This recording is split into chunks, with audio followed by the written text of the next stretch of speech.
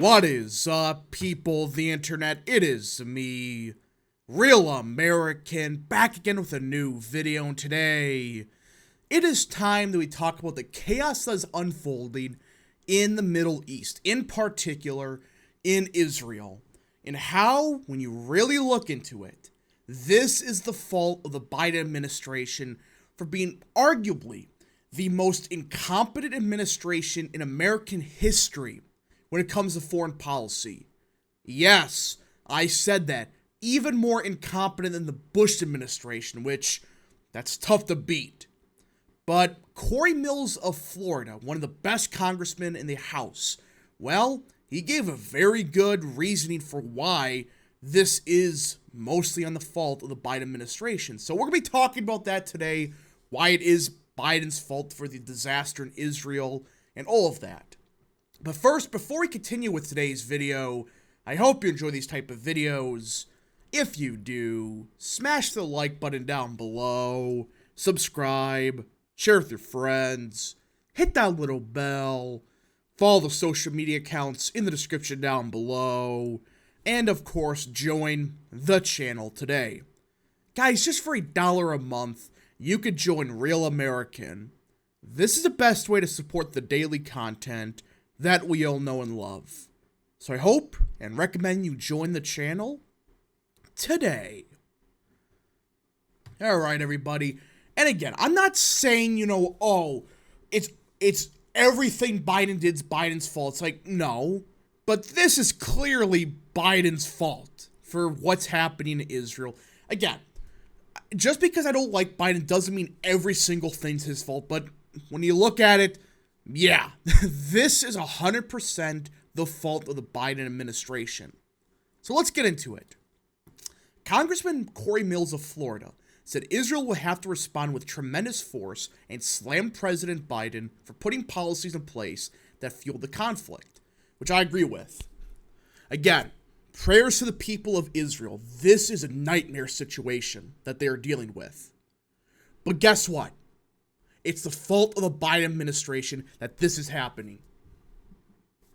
Several Republicans, including multiple 2024 presidential candidates, have alleged the Palestinian Islamist group Hamas used the funds from $6 billion of frozen Iranian oil revenue the Biden administration recently unfroze, as part of a prisoner exchange. And this is where the problems start for the Biden administration. $6 billion we just gave up to Iran. Just like 2 months ago, I think it was. Listen, Hamas's one of their biggest funders is Iran. Gee, isn't it just a odd coincidence? They did this just like 2 months after they unfreeze $6 billion? Just a complete coincidence, everybody. And then you look more into it, there's guns that were manufactured in America that we sent to Ukraine, that we left behind in Afghanistan. It's like, just start looking at it. This is the Biden administration's fault that this is probably happening. We indirectly gave funds to this terrorist organization, Hamas. A spokeswoman for the White House's National Security Council, Adrienne Watson, denied the accusations. Of course she did. Writing on X, the platform formerly known as Twitter, these funds have absolutely nothing to do with the horrific attacks today, and that this is not the time to spread disinformation. Unbelievable. Guys, this $6 billion, I guarantee you, it went to the pockets of Hamas. How much you want to bet? And these morons are going to use this excuse. And this is what some other people in the Biden administration really believe, or they supposedly believe. I don't know if they're this stupid, but let's look at it. All the money held in restricted accounts in Doha as part of the arrangement to secure the release of 5 Americans in September remains in Doha. Not a penny has been spent, Nelson wrote on X. These restricted funds cannot go to Iran. It can only be used for future humanitarian-related purposes. Any suggestion to the contrary is false and misleading. Are you freaking kidding me? I mean, You can't make this up. Listen, they could claim they use for humanitarian reasons, but do you really believe that Iran is going to spend on humanitarian purposes? I think that's absolutely absurd, given the fact that the president of Iran had posted on Twitter that he would use the $6 billion in any way that he sees fit. Mills said when asked about the White House's response in an interview with the Washington Examiner. I mean, yeah, Iran just laughed at that. It's like, you really expect Iran to use that money towards humanitarian reasons? Unbelievable. It just, I mean, the president of Iran, he just laughed at it. We know this historically, that every time we have released funds to Iran, who's the largest state sponsor of terror, the proxy militias within the region has continued attacks and trying to destabilize or target Western allies or Americans in general, Mills said. Yeah, it's just a complete coincidence, everybody. Just an accident. It just, suddenly they have $6 billion. Bull crap that they're not putting this towards Hamas. Give me a break. Just admit you screwed up. Don't do this crap of, well, Iran agreed to, put it towards humanitarian reasons. If that's the true story, that makes you even more inept if you actually believed they were going to spend that money towards humanitarian causes. Multiple reports have indicated the $6 billion has not been spent yet. It remains at a Quadi bank under the watch of the U.S. Treasury. Yeah, but again, when Iran eventually gets that money, they're just going to spend it for something else. The $6 billion, okay, we need $6 billion for something here, but also $6 billion for something for Hamas. Oh, we're getting $6 billion from U.S.? Quick, spend the $6 billion on the quote-unquote humanitarian reasons and put the money we were planning for that one towards Hamas. That's all you gotta freaking do.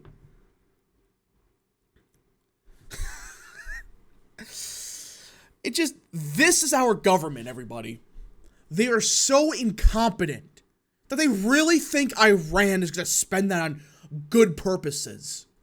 It's free money for them. Mills said the Lebanese militant group Hezbollah, led by Hassan whatever, is looking to even mobilize the Hezbollah forces. And potentially we could see Iranian proxy militias out of Syria being organized and continuing on.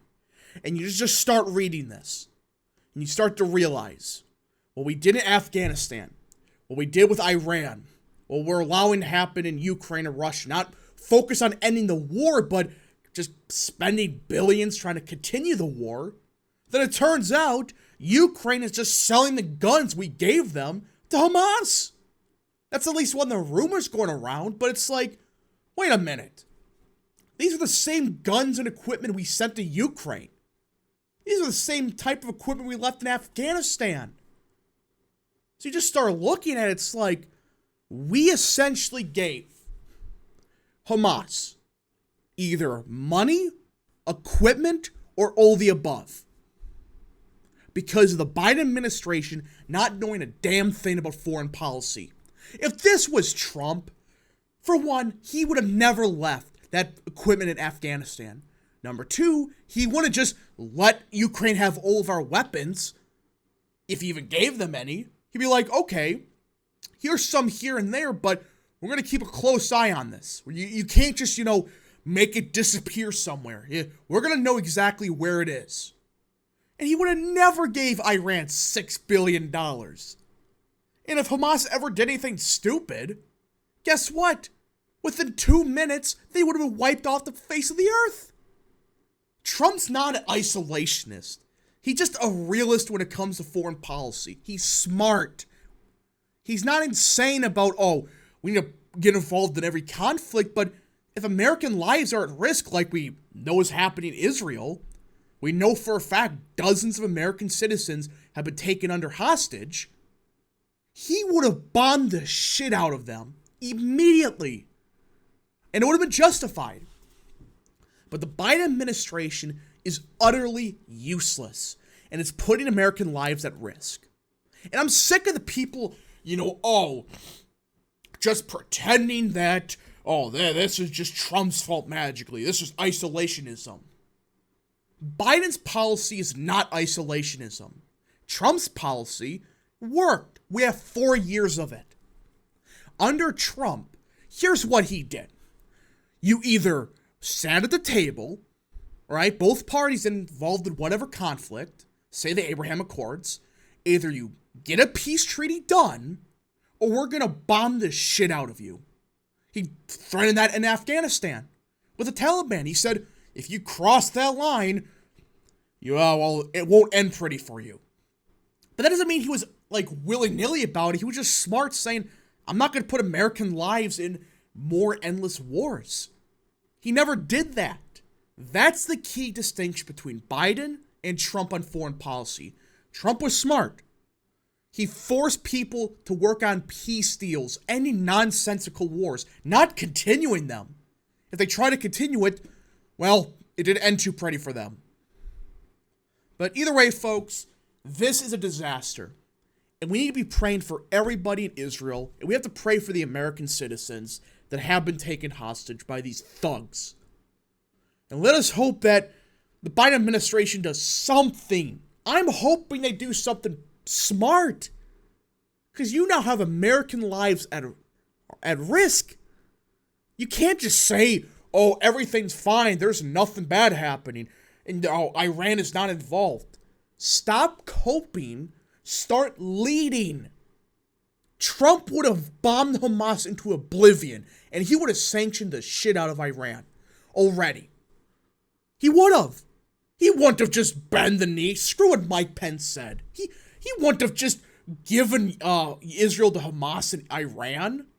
That's ridiculous. He would have bombed the living crap out of them. Anyways, folks, thank you so much for watching. If you did enjoy this video, smash the like button down below, subscribe, share with your friends, hit that little bell, follow the social media accounts in the description down below, and of course, join the channel today. Thank you so much. Godspeed to all of you.